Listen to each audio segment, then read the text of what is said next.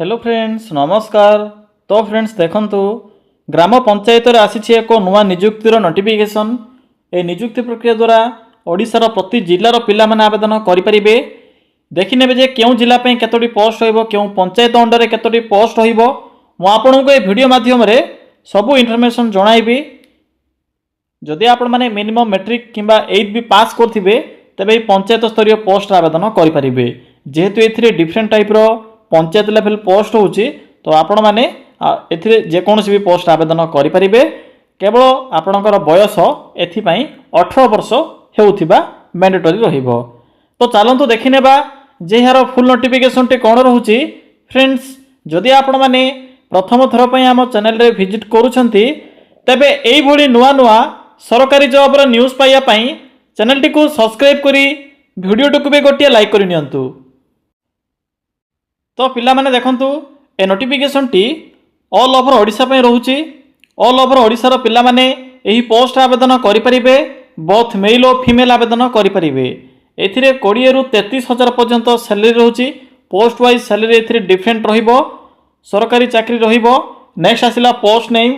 एथिरे different type रो post होउची, जेपर कि प्रोबेशन ऑफिसर सॉरी देखंतु प्रोबेशन ऑफिसर, या सहित ग्राम जोगाण सहायक काउंसिलर, या सहित case worker, accountant, helper, housekeeper, एई भली भाबरे एथिरे डिफरेंट टाइप रो पोस्ट रहिबो।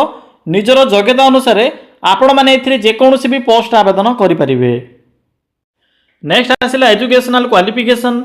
जदि आपण माने मैट्रिक +2 किंबा ग्रेजुएशन पोस्ट ग्रेजुएशन जहाँ भी आपणकर क्वालिफिकेशन थिबो, आर्ट्स साइंस कॉमर्स जे कोनोसी विभाग रे भी जदि आपण माने कंप्लीट करिथिबे एई सब क्वालिफिकेशन, तेबे आपण माने एई पोस्ट आवेदन करि परिबे।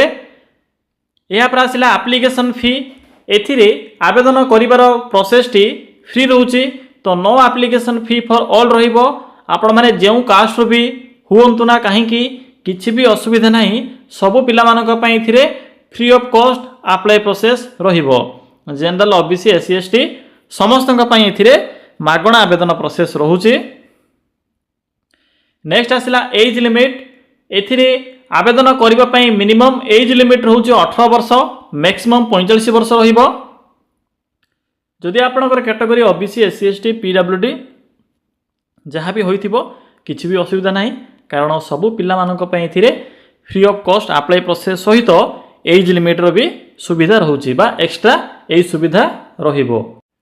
नेक्स्ट आसिला सिलेक्शन प्रोसेस। एथिरे नो एग्जाम रहूची। कौनसी प्रकार एथिरे एग्जाम नाही। मार्क बेसिस रहिबो। मार्क अनुसार सिलेक्शन रहूची। या सहित डॉक्यूमेंट वेरिफिकेशन रहिबो। एही प्रोसेस द्वारा आपण माने एथिरे आवेदन करि परिबे। नेक्स्ट आसिला इंपोर्टेंट डॉक्यूमेंट। तो देखि नियंतु कोन सब डॉक्यूमेंट एथिरे मेंशन अछि। ऑल क्वालिफिकेशन रो सर्टिफिकेट, या सहित फोटो, रेसिडेंट सर्टिफिकेट कौनसी आवश्यक नाही, मैंडेटरी नाही। जदि आपणक पाखरे थिबो ओल्ड भी चलिबो, तो आपण माने अटैच करि परिबे। या पर आसिला कास्ट सर्टिफिकेट, आईडी प्रूफ रे आधार कार्ड। तो पिला माने एही सब डॉक्यूमेंट गुडी को आवश्यक पड़िबो जेते बेले आपण माने इथिरे आवेदन करिवे। ए देखंतु अप्लाई मोड जाकी ऑफलाइन रहूची, टाइपिंग मिस्टेक अछि। ऑफलाइन मोड इथिरे आवेदन प्रोसेस रहिबो। आपण माने स्पीड पोस्ट किबा रजिस्टर पोस्ट माध्यम रे पोस्ट आवेदन करि परिबे। बाकी अप्लाई करिवार डेट भी स्टार्ट होई सरिछ ऑलरेडी। तो चलंतु आ डेरी न करी आलोचना करिबा जे आपण माने किपरि इथिरे आवेदन करिवे। मु एबे आवेदन करिवार फुल प्रोसेस टी कहिबी।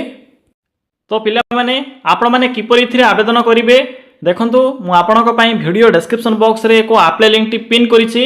तो आपण माने से अप्लाई लिंक ऊपर क्लिक करी भला भाबरे पीडीएफ टी को पढिबे। एहा पर एप्लीकेशन फॉर्म टी को आपण माने निज मोबाइल रे सेव करि परिबे।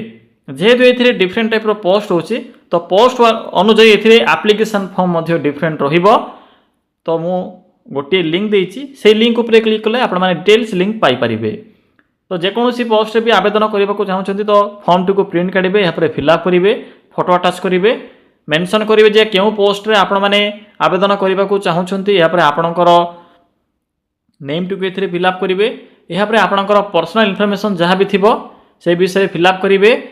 जेपरि कि एड्रेस लिखिबे, आपणकर प्रेजेंट एड्रेस, या सहित परमानेंट एड्रेस, या सहित phone number, date of birth, caste, या पर मदर्स नेम, या पर इंडिया लिखिबे। एथिरे ईमेल आईडी लिखिबे। मेल फीमेल जहाँ भी होइथिबो सेठरे बस एको पेन रे टिक चिन्हटी मारिबे।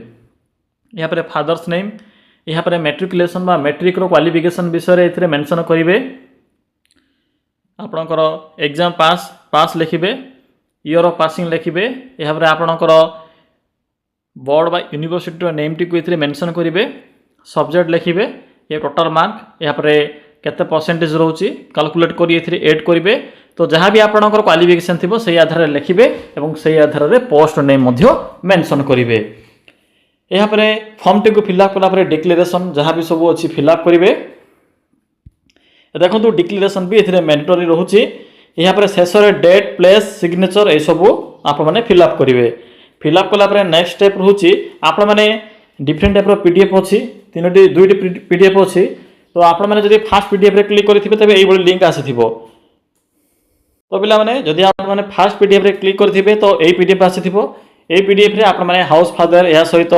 हेल्पर अन्य पोस्ट आवेदन करेंगे तो देखो आप सेम प्रोसेस रोचे किंतु फॉर्म एवं पोस्ट डिटेल्स डिफरेंट रहिबो तो यही एड्रेस रे सिंपली बा पीडीएफ रे मेंशन थिबा एड्रेस रे सिंपली आप माने जदि ईमेल रे आवेदन करबा को चाहउछंती ए ईमेल रे पठै परिबे जदि आप माने ऑफलाइन माध्यम रे जहा कि स्पीड पोस्ट किबा रजिस्टर पोस्ट रे पठैबा को चाहउछंती तो एही एड्रेस रे पठै परिबे तो यह दिला complete information video description box रे लिंक अछि जे माने भी आवेदन करबा को चाहउछंती आवेदन करि परिबे।